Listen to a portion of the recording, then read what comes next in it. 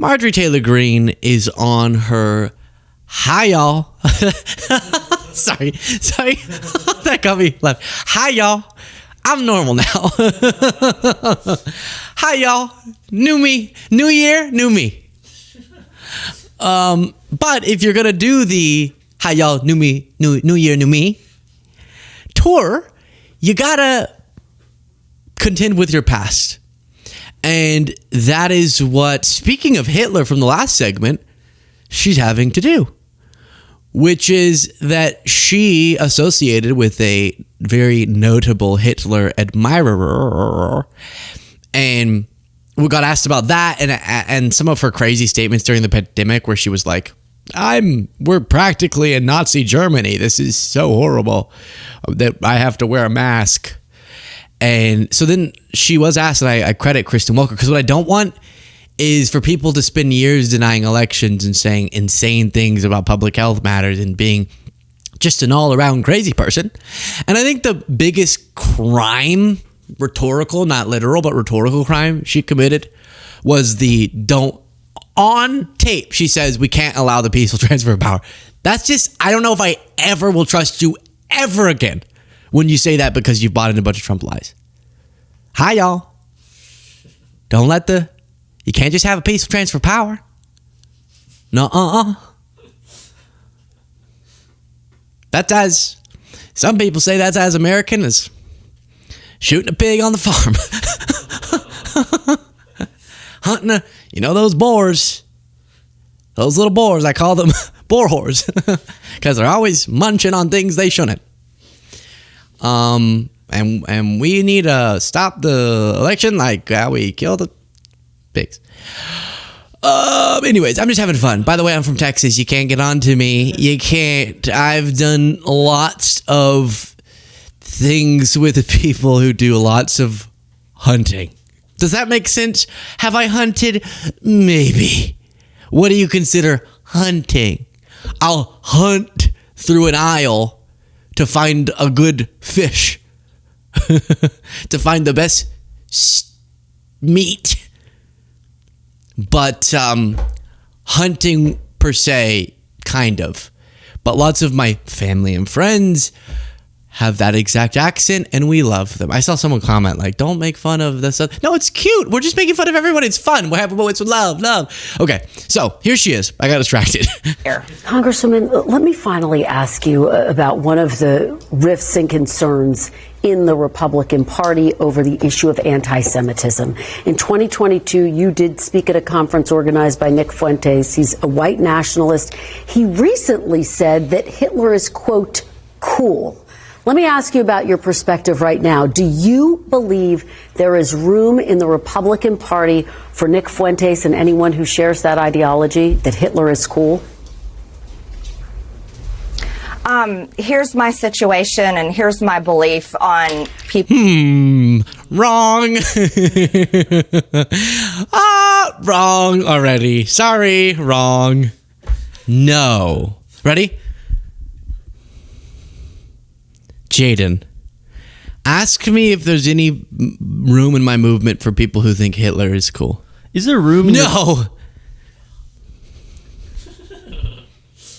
This is why they call me King Woke. It's because I can do that. It's epic. Cool. All right. Nice. Here's my situation and here's my belief on people's speech. I will always defend the First Amendment and free speech, no matter what kind of speech it is, even speech that I find abhorrent or I disagree with, because I think that makes us uniquely American.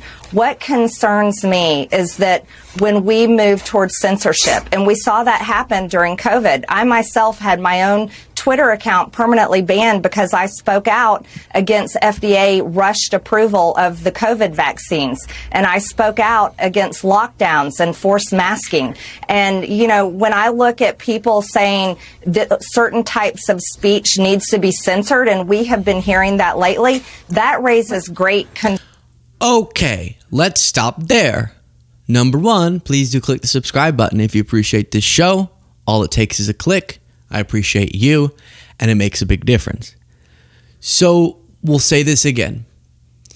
The question was not whether or not Fuentes should be censored. I agree. He should have a voice. He does, clearly. And he should be able to use that without being locked up or whatever. But the question was, do you think he should be a part of your movement? It is your free speech right to say no.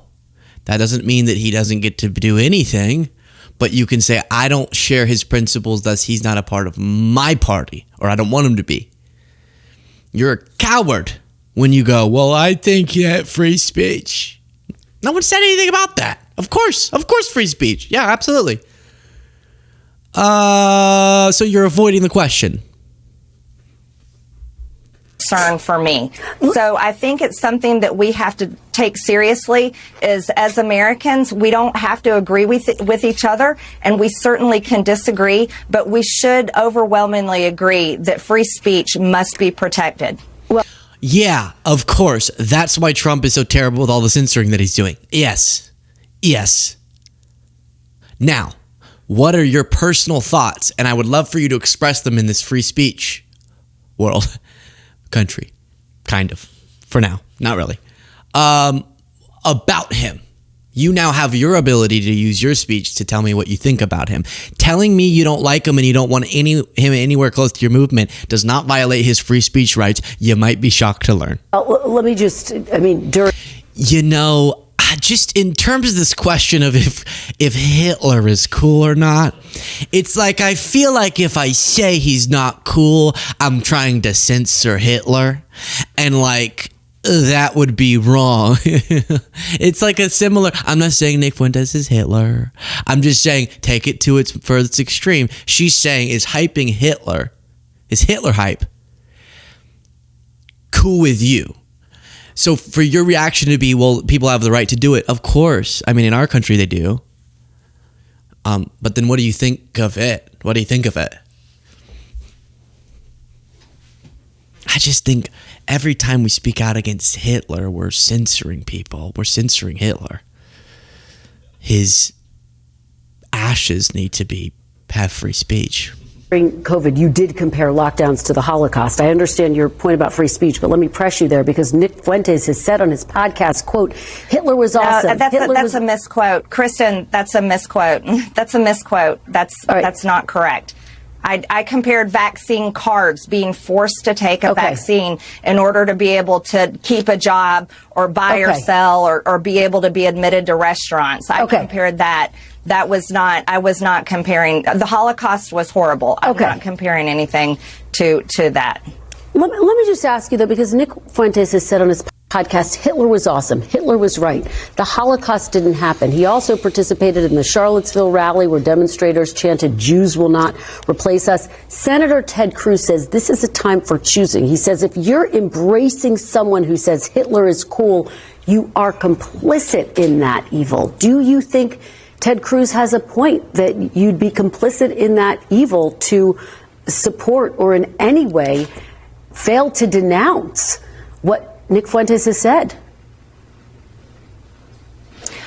Kristen, I don't know Nick Fuentes. I don't even have his phone number. He doesn't have my phone number.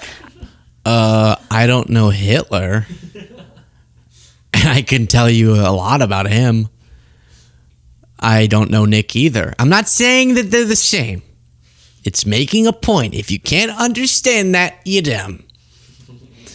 I don't know Trump. I don't know Trump personally, and I can tell you I don't like him.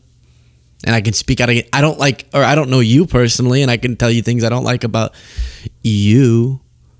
And things I like that you called out Trump over the Epstein files. That was good. What Nick Fuentes has said. Kristen, I don't know Nick Fuentes. I don't even have his phone number. He doesn't have my phone number. I spoke at a conference of his because it was largely attended by young Americans, and I care about that generation, and I went there to talk directly to them. So I really am not familiar with what Nick Fuentes says, whether it's on social media or his podcast, nor do I pay that much attention to Ted Cruz. He routinely attacks me. The things that I focus on is the needs of the American. But should he be embraced in the Republican Party, Congresswoman? Is there room for him in the Republican Party? Kristen, I don't think that this is about the Republican Party, and it's not about Nick Fuentes. I see this about free speech, and Hey, what's going on? What is going on? No, she didn't ask you anything about if he has the right to say what he says or not. So disingenuous. I'm going to sit here and tell you over and over again, I defend the First Amendment. I will defend free speech, whether I like the speech. Of course. That's not true, though. That's not true. You don't say when I go, do you like my stance on masks? You don't say, I defend your right to say it. No, that's implicit. That's obvious, of course. And for the people it's not obvious with, like the person you previously supported being Trump, they have to be called out on that. But you just go, I disagree with you on vaccines. You don't go, all I will say about Luke Beasley is that he has the right to say, of course. Now, because there was a little bit of a COVID reference, this is the only video I can ever find that plays this old Marjorie clip during the pandemic, which is of friend of the show David Pakman talking about this clip of her railing against masks, or as she put it, mask. Georgia seek recognition. Mr. Speaker, I'd like to address the House about how children feel about masks. Gentlelady will suspend. How children feel about mask. What? The gentlelady is seeking unanimous consent to address the House for 1 minute. Without objection, gentlelady is recognized. Thank you, Mr. Speaker. I'd like to talk about how children feel about mask. What? Now, I know that a lot of the stuff she does is her accent. And people say, David, you shouldn't really talk about that. Like when she says mental as opposed to mental, that's her accent. But does that include, I want to talk about... David. I love it. I love it. Mental instead of mental. I guess, what do I say? Mental? I say mental. Hey, David. Hey, I say mental. Yeehaw. About how children... Mental? Is it mental? Like, it is an E. I get that, but... Feel about mask? That doesn't seem like an accent. That just seems bizarre. You see, while they're watching television, seeing Super Bowl games where adults are filling stadiums without mask, and why is she out of breath? I mean, just none of it makes sense. enjoying themselves while they see concerts happen, they see people go to work, they see adults going many places all over this country without masks. They are forced to wear. I love it. I love it. Yeah, she did go to Nick Fuentes' conference. Look at this. We are honored, we are humbled and excited to welcome to the stage right now for our first speech, and we love to get to know her much better. I think this is going to be the beginning of something great. The representative from Georgia, Marjorie Taylor Greene.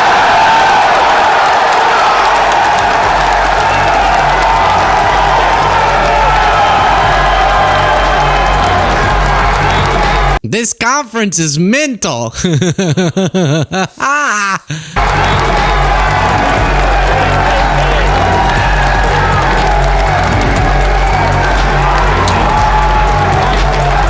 I gotta get to the blowing kisses in front of crowds more.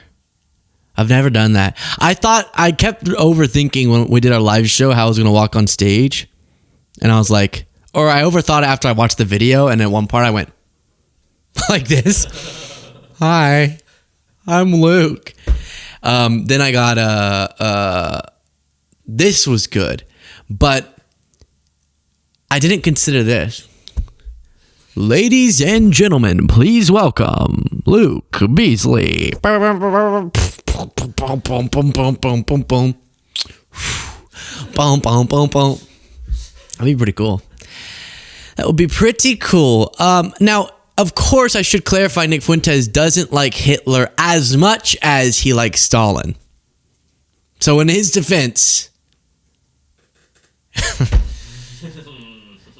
he did a whole rant being like, it's easy to like Hitler. It's hard to hype up Stalin. And this is what a lot of young men are like, that guy gets it. And then Piers Morgan's like, I think that's a sack of baloney. Oh, whoa. I think that's a big... I think... You know what I'll tell you, Nick? I think that's a big dumb truck of baloney. What was the one he kept... I think that's a crock of shit. And he goes, why would... I mean, Piers in this back and forth is the protagonist for sure, but why do you think Hitler is so awesome? And then that was not his accent. Awesome. And then Nick's like, I don't know the edits. I don't know the uniforms. And it's like, oh, so you're a child then. I mean, I was a child once, never got into Hitler. Or Stalin, to be clear, or Stalin. But you know, all he means is, I saw a video of Stalin standing in front of a bunch of people. He was alpha. I think that'll be my Nick impression. I think it works for me. There's this certain like, that comes out from him. So I don't know, maybe Marjorie, just keep doing what you're doing, but be completely different. You know, like never change except for most of the things about yourself. Then I'm on board with this whole shift. And you said some wild things. You've done some wild things. You associated with some wild people. Contend with that. And then maybe you'll be able to move forward.